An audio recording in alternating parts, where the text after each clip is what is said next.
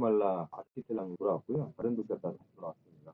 지금이 서울 시간으로는 10시 반이고요. 여기 시간으로는 목요일이죠. 7시 반. 뭐 어제 장이 조금 흔들리다가 결국에는 플러스만 했던가? 어쨌든 강보합 정도 마무리됐던 것 같은데 금리 인상이라는 엄청난 그런 상황은 아니고 그냥 늘 있는 일상적인 경제 활동이라고 보시면 되고요. 이게 주시장은 지금 당장 망가뜨릴 정도의 그런 필요가 있는 건 아닙니다. 만약 이 상황에서 자이언트 스텝을 그냥 밟았다, 0.75를 밟았다 이러면 이제 엄청나게 큰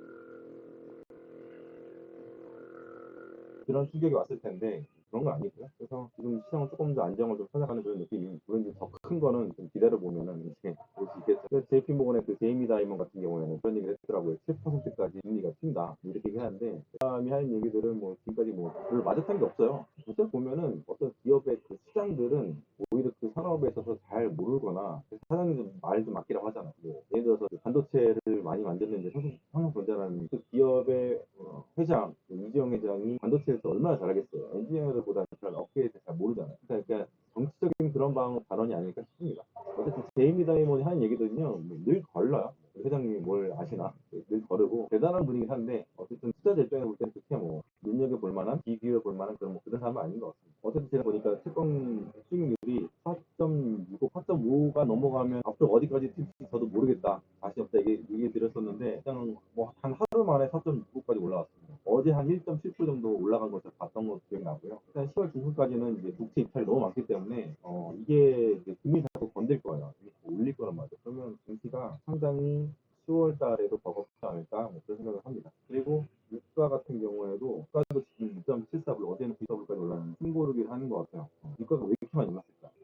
늘 이야기드리지만 유가를 올리는 건요 미국의 수출 세력들이 올리는 겁니다. 넉달 2월 달부터인가 40% 정도 올랐잖아요. 공급과 수요 업치를 보면은 공급이 뭐 40%가 줄거나 뭐 석유 수요가 40%가 는게 이게 아니고요. 수요나 공급은 늘 거의 별 변동이 없어요. 여러분들 수출하는 거 매일 똑같고 석유 쓰는 거 거의 비슷하거든요. 근데 이렇게 많이 변동이 심한 거는 투기 세력이 갖고 노는 거다. 보통 이제 원유 시장에서 거래량 트래픽이 투기 세력으로부터 오거든요. 근데 같은 그런 이슈 가지고 감산이 바로 뭐 100만 배럴, 200만 배럴 이렇게 숫자가 딱 나오잖아. 이렇게 딱 나오니까 이거 가지고 갖고 놀기 너무 쉬운 거죠. 그리고 보통 이제 뭐 앞으로 경기 전망이 좋아져서 유가가 오른다 아니면 중국의 리오프닝 효과가 어마어마할 거기 때문에 오른다 이런 뜬구름 잡는 그런 재료보다는 감산 같은 게 더 확실합니다. 그래서 유가 단타하시는 분들은 이렇게 개념 정리를 해주시면 될 것 같습니다. 근데 거의 유가 단타 이런 것들은요 잘잘하게 여러분 먹다가 한 번에 이제 확 잃어버리거든요. 그렇기 때문에 단타치가 굴러가 단타는 못할 때 단타 맛이 1890까지 떨어졌는데 그 이유는 모르겠네요. 아마도 그 국채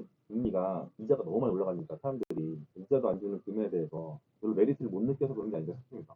금은 여러분들이 안전자산이라고 생각하는데 안전자산 여러 가지 있잖아요. 미국채 안전자산이다.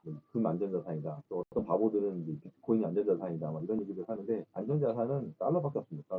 달러밖에 없기 때문에 여러분들이 늘 뭔가 불안하다, 알 수 없다 싶으면 그냥 달러 바꾸시는 게 조금 달러도 뭐 엄청나게 올라가고 있죠. 달러가 이렇게 강하게 올라갈 때는 늘 뭔가가 터졌던 걸로 기억이 나는데 제가 어제 좀 뭔가 좀 이것저것 공부하다 보니 연주에 대해서 조금 공부하다 보니까 청산주의라는 그런 이론이 있었어요. 1930년대 뭐 대공황 그 즈음에 뭐냐면 경제가 버블이 엄청나게 심하면 이거를 다 정리하거나 수술해서라도 이 버블을 터트려야 된다. 이런 이론이고 그렇게 하면서 충격은 우리가 좀 있겠지만 이런 절차가 어떻게 보면은 성장통 같은 것이다. 이런 이론이거든요. 이게 되게 무서운 거죠. 왜냐면 이런 이론이 이런 생각들이 미국이라는 나라에 기저에 있는 거예요. 우리나라 같은 경우는 어떻게 그럴 수 있냐. 만약에 경기 침체가 오거나 공황이 오게 되면 많은 사람들이 실직하고 힘들어지고 자살하는 사람들이 늘어나고 이럴 텐데 어떻게 그럴 수 있냐. 우리는 아예 겪었잖아. 근데 미국 사람들은 한국 사람보다 좀 더 감정적이기보다는 좀 이성적인 거 라는 금융기관도 세계적인 금융기관도 그렇잖아요. 뼈를 깎는 고통을 수반하는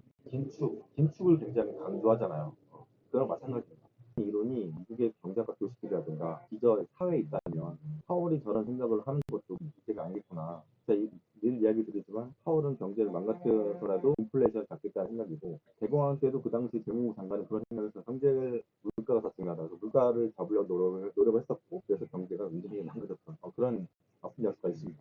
오랜만에 이제 여러분들 질문들을 많이 이제 그러다 보니까 질문 답장 드리는 거 제가 좀 소홀한 점이 있는데 그래서 오늘 좀 날 잡아가지고 하나씩 답변을 드리도록 하겠습니다. 첫 번째는요, 이중 관계 악화가 현재 미국의 탑재 빅테크 기업들에게 미칠 영향이 궁금합니다. 장기적으로는 영향을 덜 받는 기업의 비중을 더 두어야 하지 않을까 생각되는데요. 크게 영향받을 기업 순서와 기업별 영향을 정도가 어떻게 될지 전망을 드리겠습니다. 제가 기업 순서 이런 걸 만들어드릴 것까지 그런 건 아닌 것 같고요. 그건 일단 어쨌든 대한 그런 비중이 높은 기업들은 한국에서 조금 비중을 줄이는 게 맞는 것 같아요. 늘 얘기드리지만 애플이나 테슬라가 대표적인 기업인 것 같고요. 애플이랑 테슬라는 계속해서 가져가야 될 그런 기업이라 저는 생각을 하는데, 근데 이제 미국이라는 시장이 거의 이제 20%에서 50% 정도 차지하는 큰 시장이잖아요. 그 기업이. 그러다 보니까, 자, 그러면은, 성장 전망에 대해서 조금, 뭐랄까, 재고를 해봐야 되지 않겠나, 그런 생각을 하고 있습니다.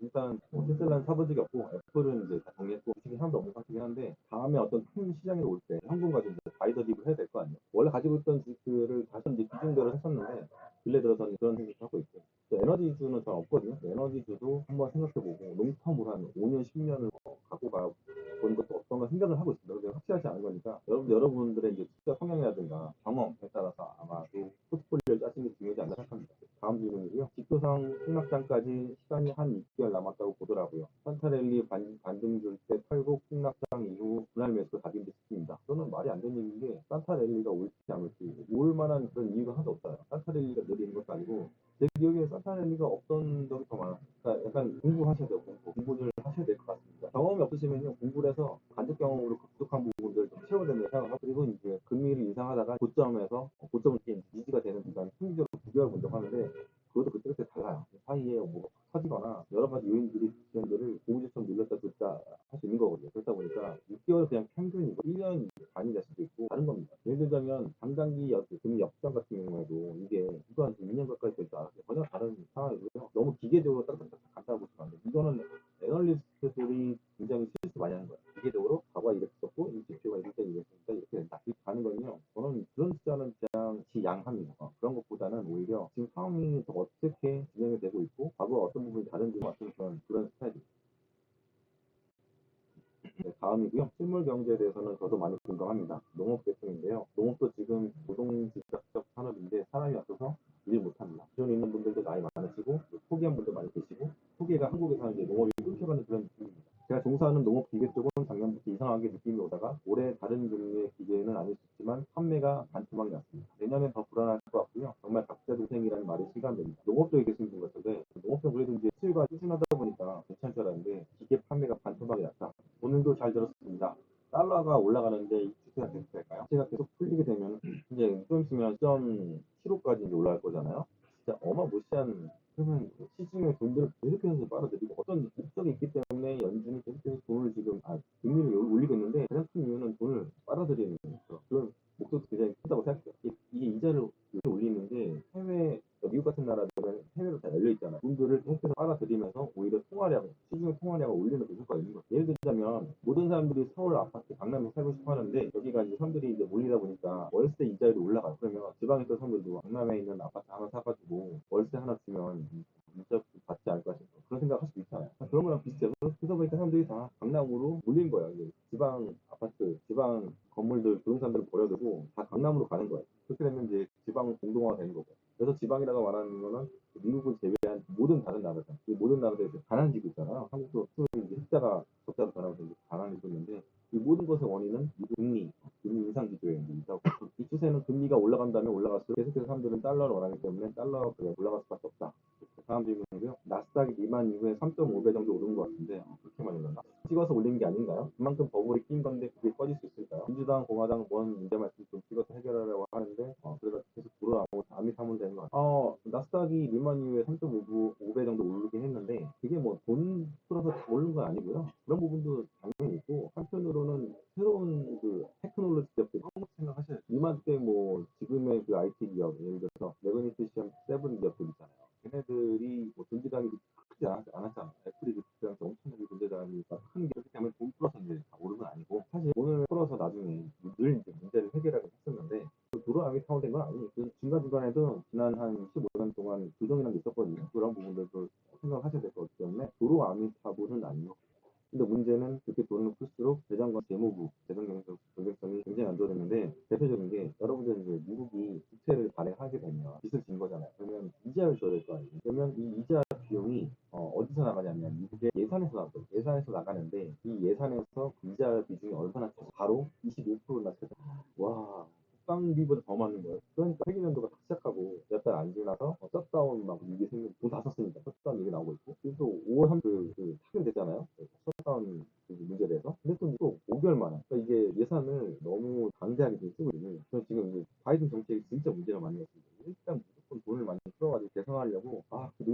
앞으로 내년 1년 남았지, 1년? 1년 정도 남았는데, 분기가 내년까지 얼마나 많은 돈을 쓸까? 그런 생각을 좀. 지금 주식 폭락각이 나옵니다. 지금은 주식 전부 팔고 올리식 보유하고 있다가 나스닥 1만 깨지면 진입각 보면 될 듯. 뭐 거의 이제 뭐 차티스트 하신 것 같아요. 금리 충격으로 인한 이자 15% 정도라 이게 그거는 진짜 완전 최악의 상황에서 예상 못했던 완전 최악의 상황에서 10%고 지금은 한 8% 정도 빠졌다가 어제부터 이제 뭔가 이제 바닥을 이제 잡아가는 그런 분위기예요. 그래서 이렇게 뭐 충격이 있을까 생각이 드는데 이제 키워드는 얼마나 지금 리츠를 소매하는가 굉장히 중요한 거라고 생각합니다. 그래서 뭐 확실한 뭔가 팩트라든가 그런 거 없이 그냥 폭락각 나오는데 그 상업용 부동산은 제가 마이너스 40% 각이라고 봤었는데 예전에 그 유망한 사태 그때 당시 그런 일도 있었어요. 그때는 50% 넘게 갔었는데 그만큼의 충격까지는 아닐 것 같다는 생각이 들고요. 제가 저번에 도미노 영상 보여드렸잖아요. 도미노 영상처럼 가장 약한 고리가 무너지기 시작하면 넘어지잖아요. 그러면 점점 그게 파크가 되는 거고 시중 은행들까지도 큰 영향이 있을 것이다. 파산까지는 모르겠지만 어쨌든 파산이면 정말 큰일이고 10년물 금리가 오르면서 장단기 금리 차가 해소가 되고 있습니다. 장기 금리는 언제까지 오를 거라고 생각하시나요? 지금 이게 주식 채널인데 물론 투자에 관련된 여러 가지를 좀 아우르는 그런 채널이긴 하지만 정말 요즘에 특권 질문들이 제일 많아요.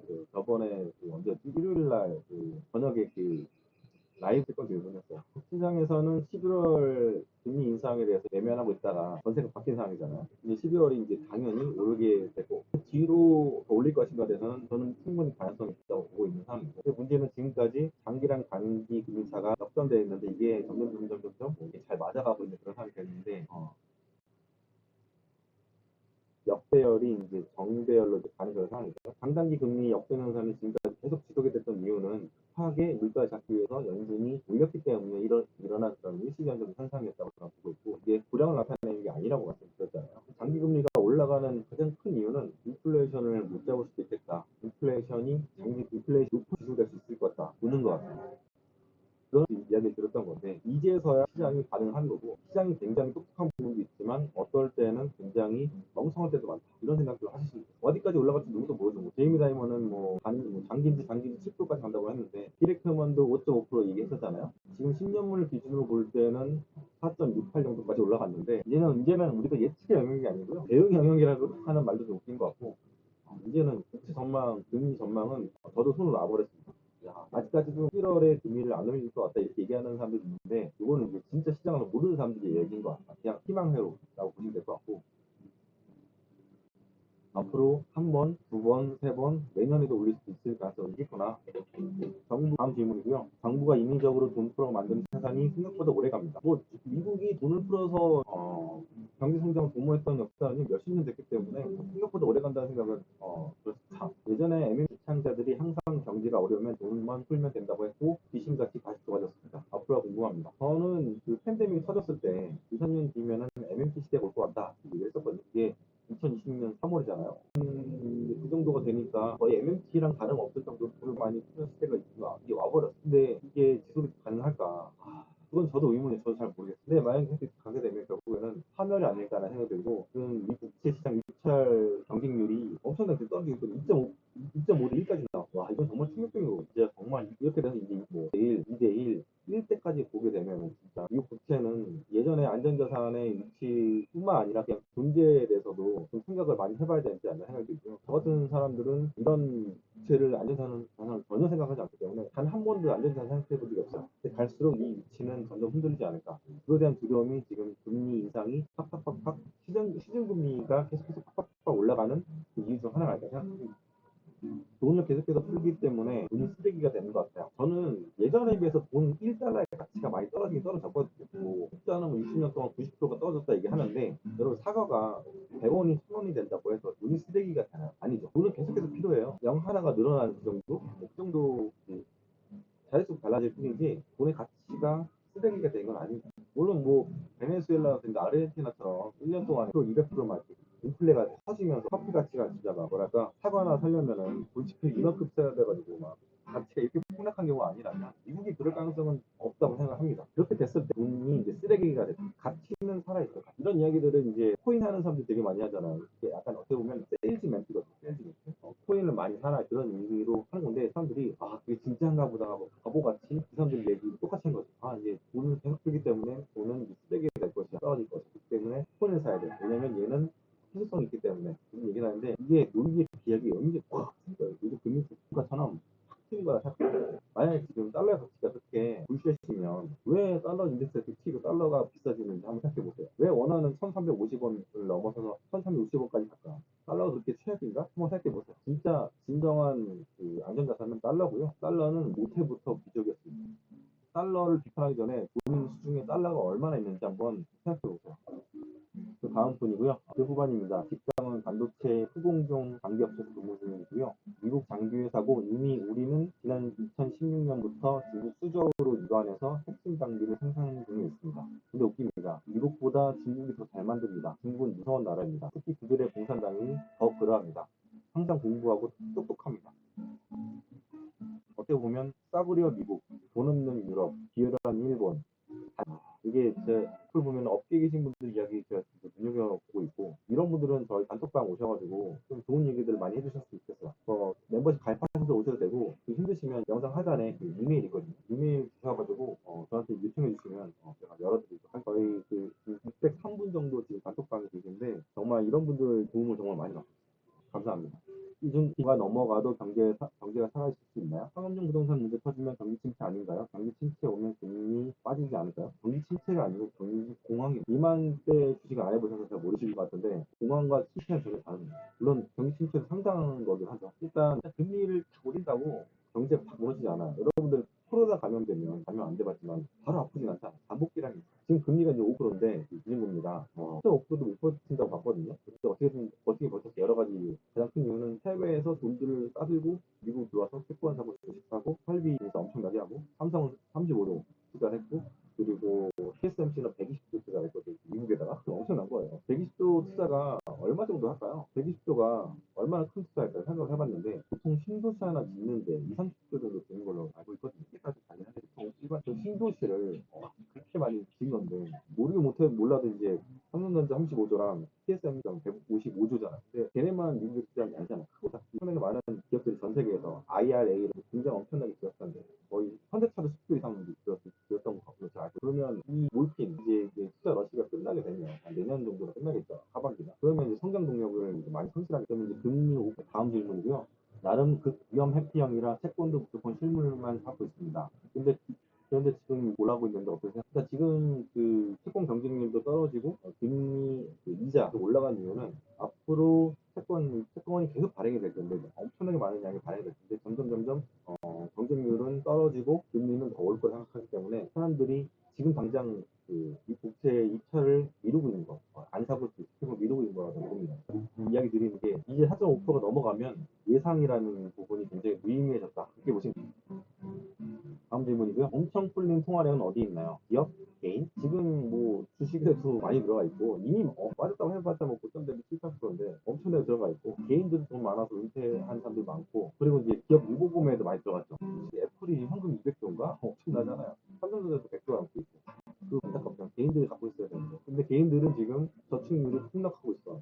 그렇기 때문에 그걸 메꾸려고 지금 열심히 일을 하기 때문에 실업률이 낮은 그런 효과가 있는 거죠. 사실 이제 실업률이 낮기 때문에 경기 호황이라고 하는데 그게 아니고 사람들이 돈이 없어서 지금 가는 거라니까. 너무 많은 사람들이 그런 얘기를 해가지고 답답합니다. 자, 오늘 여기까지 하도록 하겠습니다. 질문을 굉장히 많이 주셨는데 시간이 제가 녹화한 시간이 40분이 넘어가가지고 여기까지 하고요. 또 다른 영상으로